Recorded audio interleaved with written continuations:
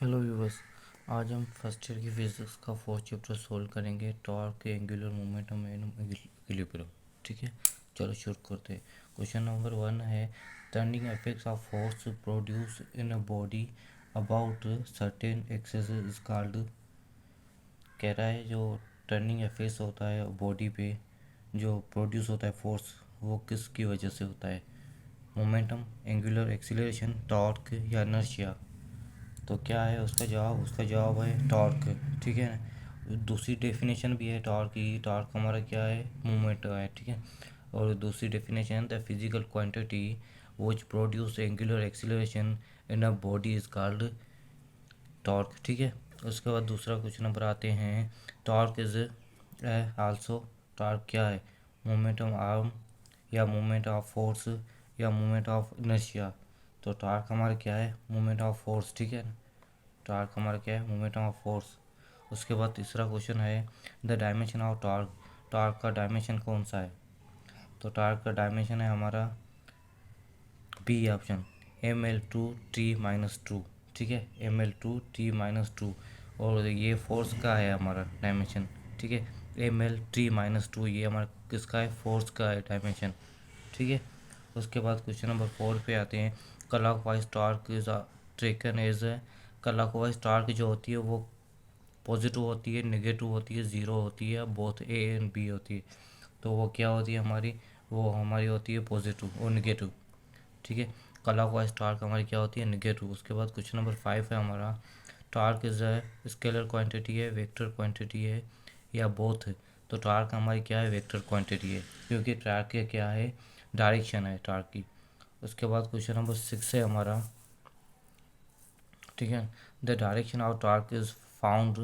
Torque किस direction में हम फाउंड करते हैं? ठीक है, जो डायरेक्शन होती है वो टॉर्क की किस डायरेक्शन में होती है? ठीक, head to tail rule, right hand rule या left hand rule.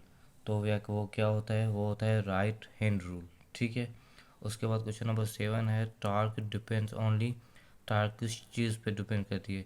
Direction of force, magnitude direction and magnitude, या option D direction, magnitude and point of application of related force. तो क्या है वो? ऑप्शन डी, डायरेक्शन भी है हमारी, magnitude भी है, और पॉइंट ऑफ एप्लीकेशन जो रिलेटेड फोर्स होती है उनकी भी है। ठीक है ना। उसके बाद क्वेश्चन नंबर 8 है हमारा, two equal and opposite force acting on a body form. दो बॉडी है, ठीक है, वो पहले इक्वल है, उसके बाद अपोजिट उनका फोर्स है। ठीक है, तो वो बॉडी किस एक्ट पे ले करेगी? तो वो टॉर्क, कपल, लीनियर मोमेंटम या नन। तो वो क्या है? कपल है। ठीक है। उसके बाद क्या है हमारा? क्वेश्चन नंबर 9 है, torque produce by force is equal to the produce of the product of, क्या है? Magnitude of force and acceleration, magnitude of force and moment of arm. तो क्या है हमारा क्वेश्चन नंबर 9 का?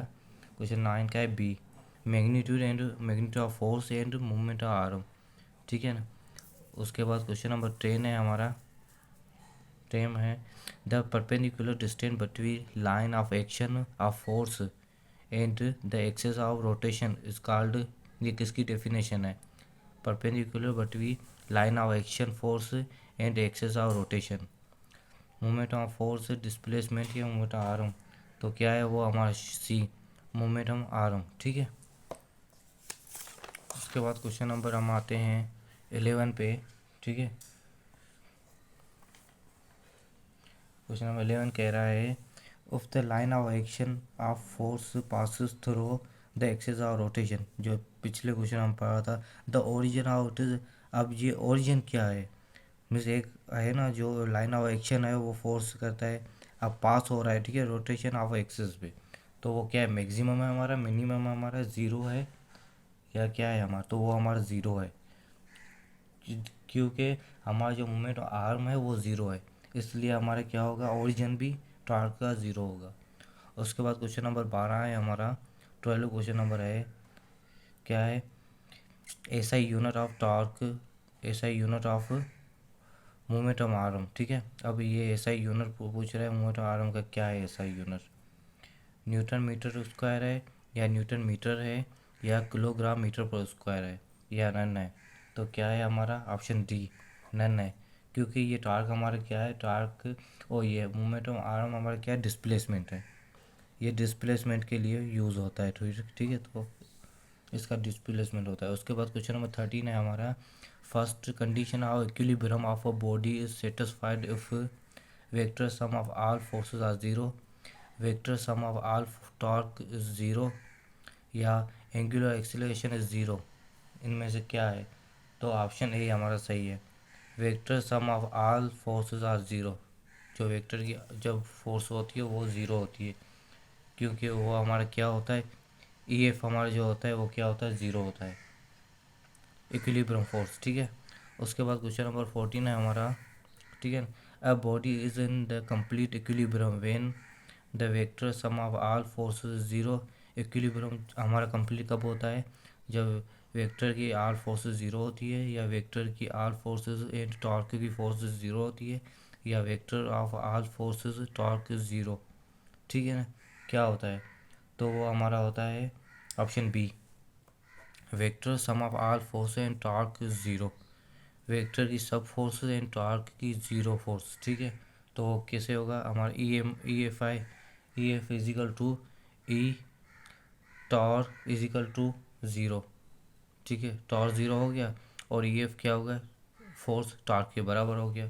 ठीक है, उसके बाद क्वेश्चन नंबर 15 है हमारा, the direction of angular momentum is, angular momentum का डायरेक्शन क्या है, in a plane of torque and perpendicular, या परपेंडिकुलर टू द टॉर्क, या परपेंडिकुलर टू द पी, या perpendicular to the plane of the R. तो क्या होगा हमारा, हमारा होगा D, perpendicular to the plane of torque and parallel. ठीक है, टॉर एंड पैरेलल। उसके बाद क्वेश्चन नंबर हमारा ये हो गया।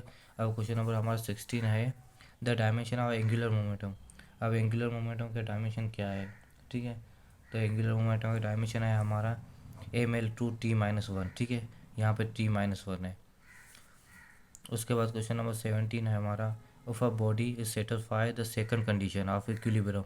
ठीक है, बॉडी सेकंड कंडीशन के इक्विलिब्रियम के लिए सेटिस्फाई है, तो वो क्या है, न्यूट्रल इक्विलिब्रियम है हमारा, वो क्या है, रोटेशनल इक्विलिब्रियम है, या वो हमारा स्टेबल इक्विलिब्रियम है?